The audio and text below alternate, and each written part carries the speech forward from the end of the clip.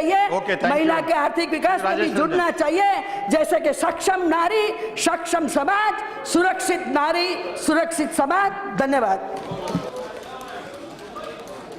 अध्यक्ष जी, सबसे बड़ा बुराई का जड़ मनुष्य और हमारा दकियानुसी समाज है। इस धरती पर जितनी बुराई आई उसके सबसे बड़े कारण है मनुष्य और यह समाज और सरकारी व्यवस्था।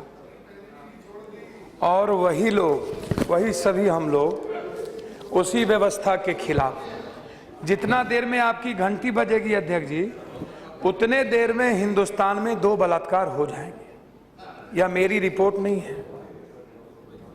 आप जितने देर में हम पर घंटी बजाएंगे उतने देर में 2 बलात्कार, और वो बलात्कार परिवारों के बीच से, वो बलात्कार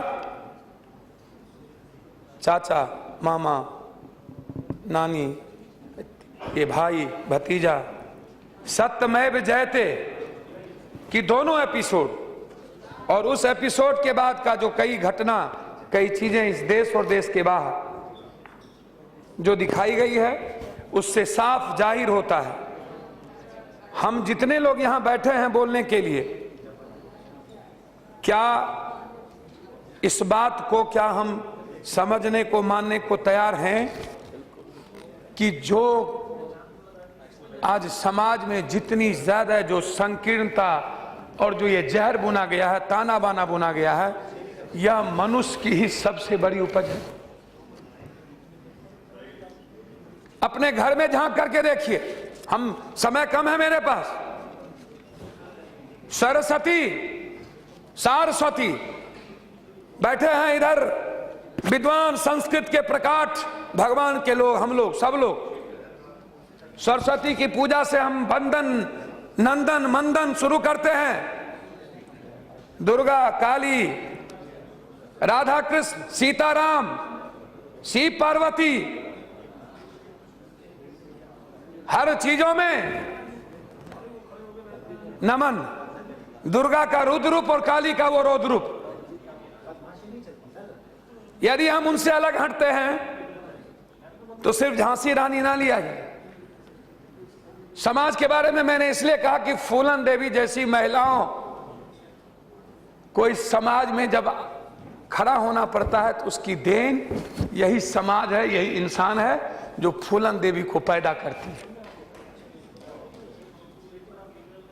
झांसी की रानी इसीलिए याद आते हैं हम लोगों को कि हम अंग्रेज के खिलाफ लड़े। फूलन देवी इसलिए याद हमको नहीं आते कि हम हिंदुस्तान में रहने वाले अंग्रेजों के खिलाफ लड़े। मैं अध्यक्ष जी, सभापति महोदय, मैं इसीलिए कि आप घंटी बजाएंगे 7-8 मिनट में, मैं उन चीजों में नहीं जाना चाहता था कि सामाजिक, धार्मिक और सांस्कृतिक और राजनीतिक शोषण सिर्फ महिलाओं का ही क्यों।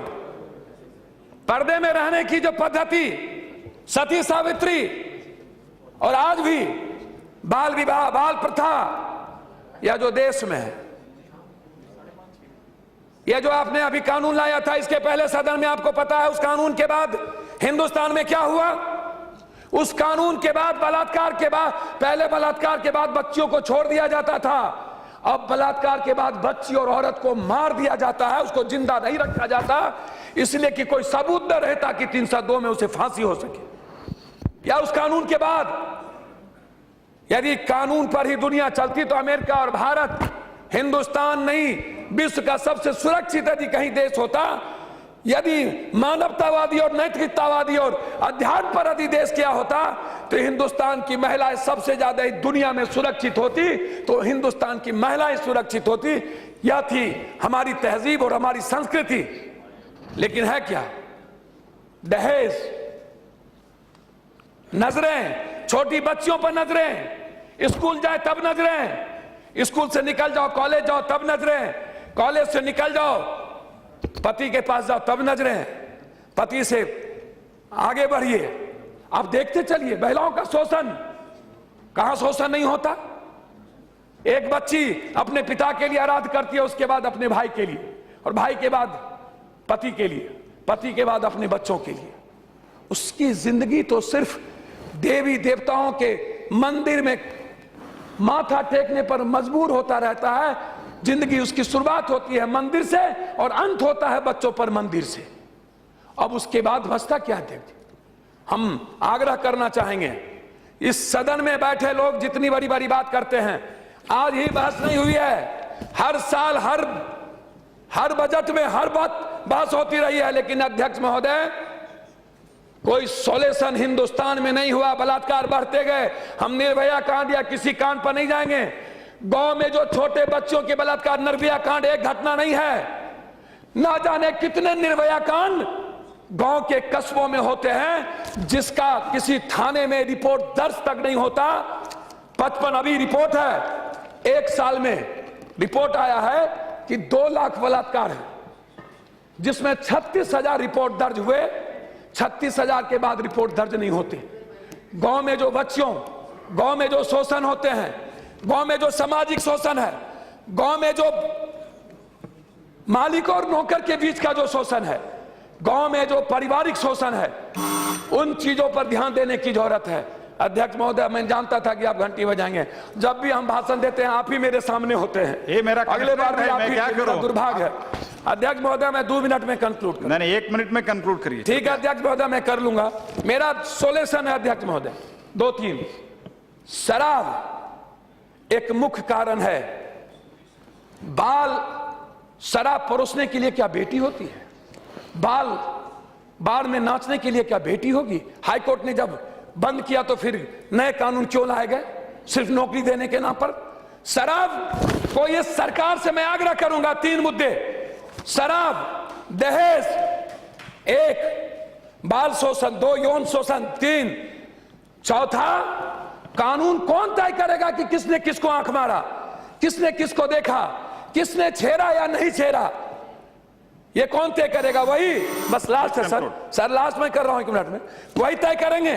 वही इन्वेस्टिगेशन ऑफिसर, जो जात इसी हिंदुस्तान का है, जो मजहब और धर्म यहीं पर है, जो बगैर सरकार के चलती नहीं है, कौन कानून तय करेगा? हमारी न्यायालय कहां तय कर पाती है? कितने दिन में लोगों को फांसी होती है?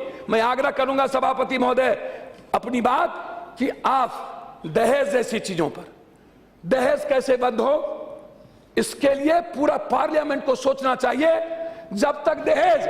और अंत में मैं आपसे एक आग्रह करूंगा कि ये जो भ्रूण हत्या है, इस मशीन को निजात किसने किया? और भ्रूण हत्या शुरुआत गरीबों के घर से नहीं हुई। अध्यक्ष मोदी कंक्लूड है, दहेज, भ्रूण हत्या बुद्धिजीवी, पैसे वाले, ताकतवर लोगों ने अपने पत्नी को ले जाकर के मशीनों से दिखाकर भ्रूण हत्या किसी ने किया तो गरीब की ताकत नहीं थी।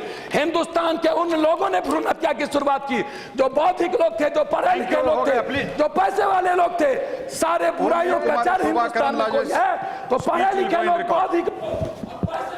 Sir, first and foremost, I congratulate Union government that yesterday